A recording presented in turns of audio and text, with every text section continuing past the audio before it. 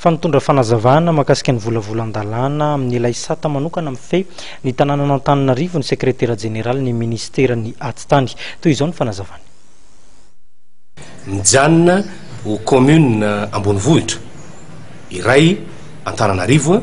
ary misy ben'ny tanàna iray fidinina amin'ny alalan'ny fifidianana mivantana andraisan'ny Daolobe Anjara no ben'ny tanàna eto amin'izany commune Antananarivo Ambonivohitra zany. Fa kosa ny foto-kevin-dehibe izay tarika ny ministeran'ny atany sy ny fitsinjaram-pahefana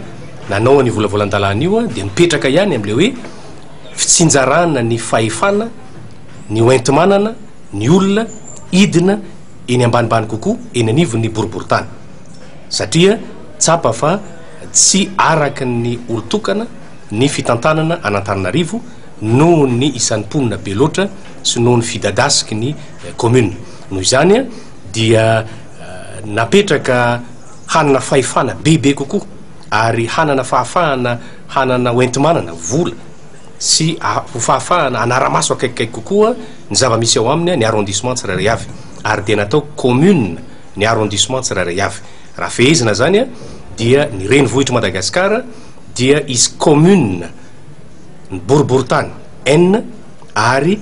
ireo commune ny boriboritany N reo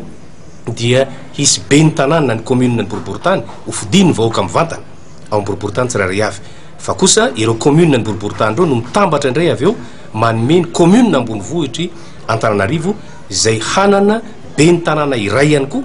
ary ho fidiny be sy ny maro amin'ny alalan'ny fifidianana mivantana. Izay zany no fiovana atao anatin'ilay volavolan-dalàna ary everinay fa nanaja ny etaeta sy ny fangatahany be sy ny maro na ny teny anivon'ny